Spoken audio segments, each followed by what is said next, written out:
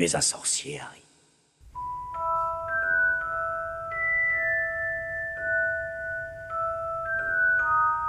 Vraiment très étrange.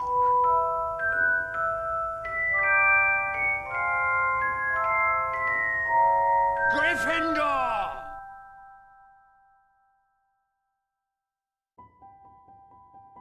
Pour beaucoup, c'est ça Noël. Des lumières, de la neige, des retrouvailles et cette chaleur qu'on ressent et que l'on veut retenir le plus possible. Pourtant, cette scène ne vient pas d'un film de Noël. Elle vient d'un univers de sorciers. Wingardium Leviosa. Et dit comme ça, on ne comprend pas comment cette saga pourrait chaque hiver être diffusée sur TF1 pour un marathon avant le 25 décembre. Retrouvez le premier volet de la saga Harry Potter. Revivez les premiers pas d'Harry Potter à l'école des sorciers. La saga Harry Potter commence dès jeudi à 21h05 sur TF1. On ne croirait pas que plusieurs dizaines de millions de personnes dans le monde se replongent dans cette histoire, le sapin éclairant le salon. Alors, qu'est-ce qui fait que Harry Potter, sans même parler directement de Noël, est devenu l'un de ses symboles ? Tout d'abord, il faut comprendre que avant Harry Potter, Noël n'avait pas exactement le même visage.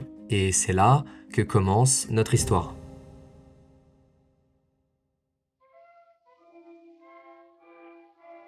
Donc, pour comprendre à quoi ressemblait Noël avant Harry Potter et l'impact que le film a eu, il faut se replonger bien avant sa sortie.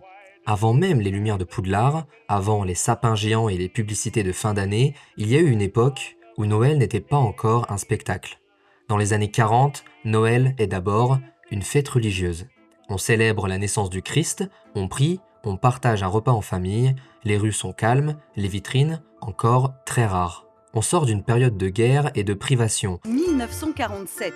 Au lendemain de la Seconde Guerre mondiale, les outils de travail détruits entraînent des pénuries et une flambée des prix. Alors cette fête, c'est surtout une parenthèse d'espérance. À cette époque, le personnage du Père Noël existe déjà, mais il est très différent de celui qu'on connaît aujourd'hui. Inspiré de Saint Nicolas, évêque du Myre au IVe siècle, connu pour offrir secrètement des cadeaux aux enfants. En Europe, il porte souvent des habits verts, bruns, parfois dorés, mais pas encore de rouge. Il change de visage selon les pays et son image n'a encore rien d'universel. Et c'est là qu'entre en scène Coca-Cola. En 1931, la marque commande à l'illustrateur Adon Sundblom une série d'affiches pour présenter un Père Noël joyeux, rond et vêtu de rouge, la couleur de la marque. Pour eux, l'idée est simple, réchauffer l'image de la boisson en hiver, pour en vendre davantage. Mais sans le savoir, ce qu'ils vont créer, ça va devenir un mythe universel. Grâce aux publicités imprimées, affiches, journaux et vitrines, ce Père Noël devient la première image globale de la fête. Il n'est plus juste un saint ni un symbole local, il devient un personnage. Et cette image va définir l'esthétique de Noël pour tout le siècle à venir. Mais d'abord, retrouvons-nous 10 ans plus tard, dans les années 50. La télévision arrive dans les foyers, en noir et blanc d'abord, puis en couleur. Vous cesserez très vite, je le sais bien, d'être sensible à la magie de la chose. Et vous trouverez bientôt tout à fait naturel de voir la vie, avec ses couleurs, envahir vos écrans. Et avec elle, une nouvelle manière de rêver.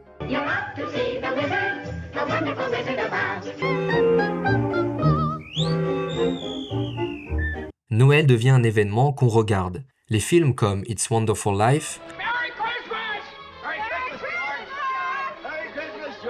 ou Miracle sur la 34e rue posent les bases du cinéma de Noël. Dans ces films, on y parle de rédemption, de bonté et de miracles du quotidien.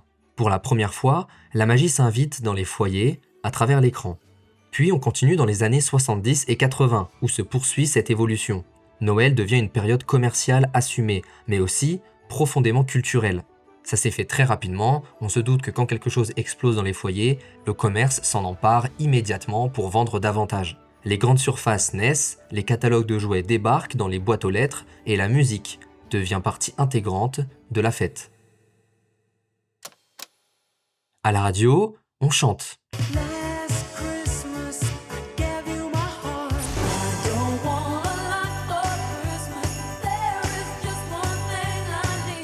Et les vitrines rivalisent de créativité. Mais on parle aussi de films qui se multiplient. C'est le nouveau copain que mon père m'a donné. Il s'appelle Gizmo, c'est un mogwai. C'est lui qui se moque. She made me do furries. Le Père Noël est une ordure. Et dans les années 90, Noël atteint son âge d'or. Ce n'est plus seulement une fête, c'est une saison entière. Les télévisions diffusent leurs jingles enneigés, les galeries Lafayette attirent des foules immenses pour admirer leurs automates, et les familles se retrouvent devant des films devenus cultes. Oui, allez mon garçon, ouvre la porte. C'est le Père Noël. Ne crains rien, on ne te fera pas de mal. Des histoires simples, sincères, où la magie naît toujours du cœur, jamais des effets spéciaux. Et ce que vous avez sous les yeux, ce Noël-là, c'est celui d'une époque où tout le monde vit au même rythme. On sait quand les lumières s'allumeront, quand les films repasseront, quand la neige tombera, et c'est sans doute ça qui le rendait si magique.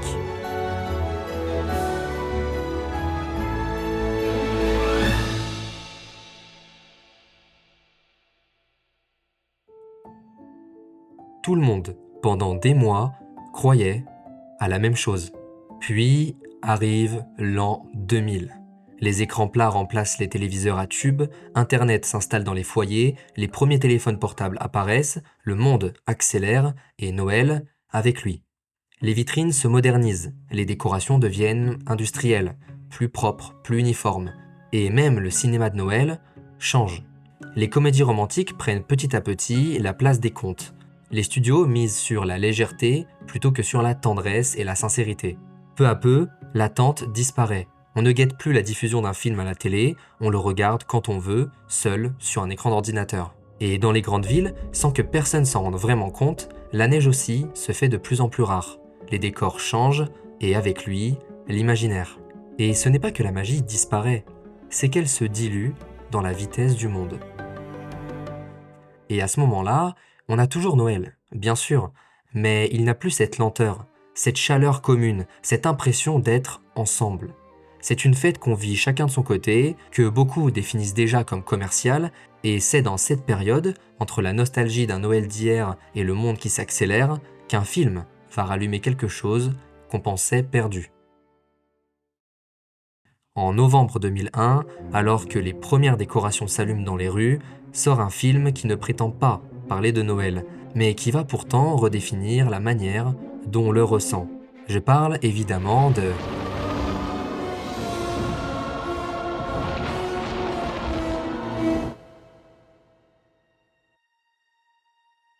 Le froid s'installe sur les villes, les vitrines s'allument, et dans les salles obscures, une attente de plusieurs années touche à sa fin.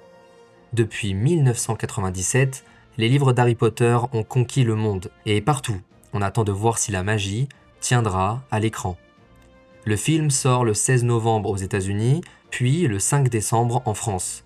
Et dès la première semaine, les chiffres sont vertigineux. 974 millions de dollars au box-office mondial. Plus de 9 millions d'entrées en France. C'est un raz-de-marée culturel, le deuxième plus grand succès de l'histoire à cette époque, juste derrière Titanic. Phénomène Harry Potter. Harry Potter. Harry Potter. Harry Potter. À la tête du projet, Chris Columbus, celui qui, 10 ans plus tôt, avait signé de sa main « Maman, j'ai raté l'avion », un film culte, profondément ancré dans l'imaginaire de Noël. Mais donc, on a déjà un premier indice.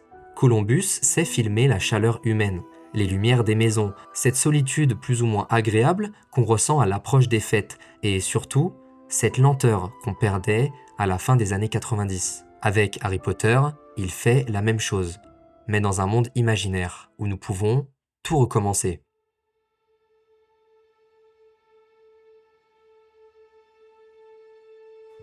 Dès les premières minutes, tout semble familier. Les murs de pierre, les grandes tables en chêne massif, la lumière dorée des chandelles qui flottent au-dessus des élèves, le feu qui crépite dans les salles communes, les vitres givrées, les dortoirs ronds, tapissés de rideaux rouges et or. Et ce n'est pas un hasard si ces couleurs dominent. On suit la maison Gryffondor, celle du héros, qui incarne la chaleur, le courage et l'enfance.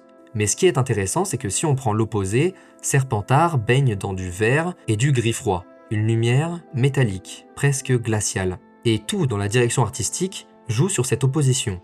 Le froid du monde extérieur et la chaleur d'un refuge. Et beaucoup de fois dans le film, on retrouve un danger quand Harry se retrouve à l'extérieur et plutôt un réconfort quand il se trouve sous ses lumières dorées à l'intérieur. Columbus ne filme pas la magie comme un effet, il la filme comme une ambiance. Il prend son temps, des plans lents, des silences dans les couloirs, des repas qui durent, des rires qui s'éternisent.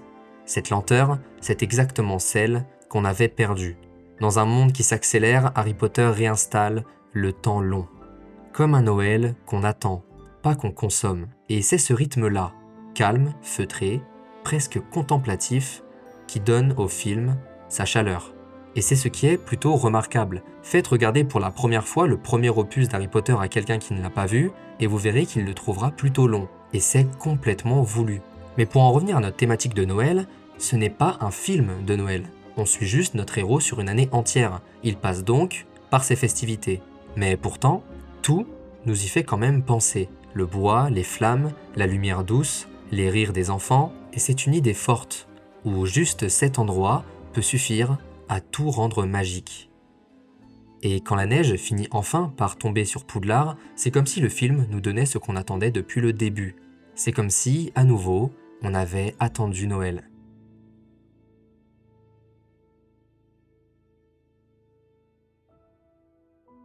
Nous sommes le matin de Noël. La grande salle s'est transformée. Des sapins géants, des guirlandes d'or, les élèves rient, s'émerveillent. Et au milieu d'eux, Harry découvre ce qu'il n'a jamais connu. Allez, Harry, réveille-toi!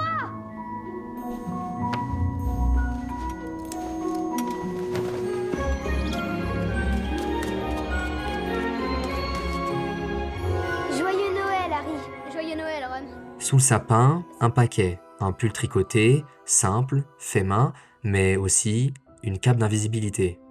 Elle aura une importance cruciale dans l'histoire, mais pour rester sur notre thématique, c'est pour la première fois ici que quelqu'un a pensé à lui. Ce n'est pas un miracle, ce n'est pas un sortilège, c'est juste un geste ordinaire. En quelques secondes, le film rappelle ce qu'on disait dans la partie 1. On avait perdu cette sincérité du moment, on voulait toujours plus de lumière, toujours plus de personnes autour de la table. À travers Harry, c'est comme si on retrouvait, nous aussi, le droit de ralentir, de s'arrêter, de ressentir cette période pleinement. Et sans l'avoir recherché, Harry Potter ravive donc cette parenthèse qu'on croyait disparue, ce moment où le froid de l'hiver nous réchauffe. En sortant des salles fin 2001, les critiques parlent d'un film magique et réconfortant. Les spectateurs, eux, disent avoir retrouvé un sentiment familier, et ce n'est pas qu'une impression. Dès 2003, TF1 diffuse la saga presque chaque hiver. D'abord comme un événement, puis comme un rituel. Et 20 ans plus tard, les films repassent encore à la télévision entre novembre et décembre. Et avec les réseaux sociaux, la tradition s'est amplifiée, comme par exemple sur TikTok et Instagram, où des millions de gens filment leur chocolat chaud, leur plaid, et ce moment où ils lancent le premier Harry Potter de la saison.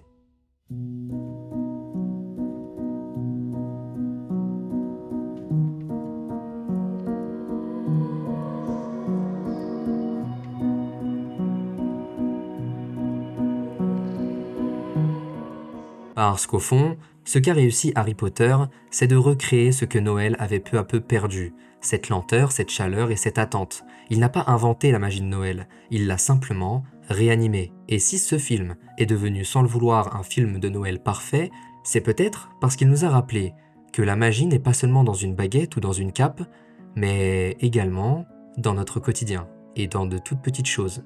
Parfois, la magie ne s'éteint jamais, elle change juste d'endroit. Harry Potter n'est plus seulement un film qu'on regarde, c'est un film qu'on attend.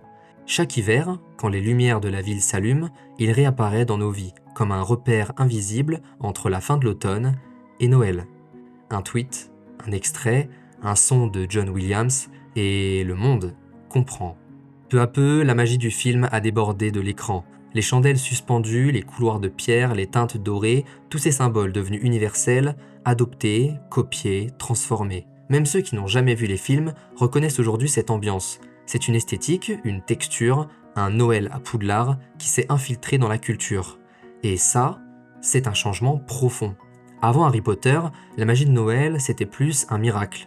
Un amour, une rencontre, des enfants sauvant Noël, des Pères Noël sur des traîneaux, des musiques grandiloquentes, et après Harry Potter, la magie devient silencieuse. Elle se cache dans une flamme, dans la lumière d'un dortoir, ce n'est plus une histoire qu'on raconte, c'est un sentiment qu'on ressent. Aujourd'hui, Harry Potter n'est plus seulement un phénomène, c'est une Madeleine hivernale. Un point fixe dans un monde qui s'accélère, on connaît les dialogues, on sait quand la neige va tomber et pourtant, on reste là, immobile, à attendre le même moment, la même musique, comme si tout recommençait. Et tout ça parce que ce film a quelque chose qu'on ne retrouve plus ailleurs, la lenteur.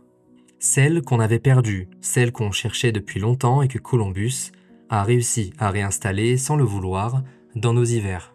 Et peut-être que c'est pour ça qu'on y revient chaque année, pas pour la magie ni même pour l'histoire, mais pour ce qu'il représente, une parenthèse dans le temps, une bulle où tout s'arrête, où l'enfance revient juste assez longtemps pour qu'on y croie à nouveau.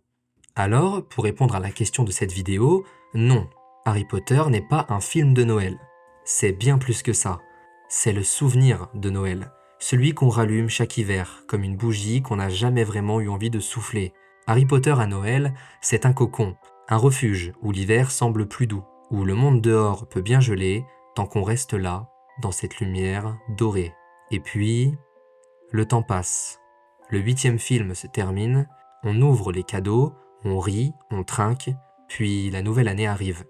Le sapin s'éteint, les guirlandes disparaissent, les vitrines redeviennent grises, le froid est toujours là, mais la magie s'est envolée. Et c'est comme ça, chaque année. On quitte décembre, on replonge dans nos routines, sans se rendre compte qu'un autre compte à rebours a déjà commencé. Parce qu'un jour, sans prévenir, la musique revient, les vitrines se rallument et tout recommence. Et là, on réalise qu'on y est à nouveau, qu'on est en novembre, que tout ce qu'on attendait est de retour.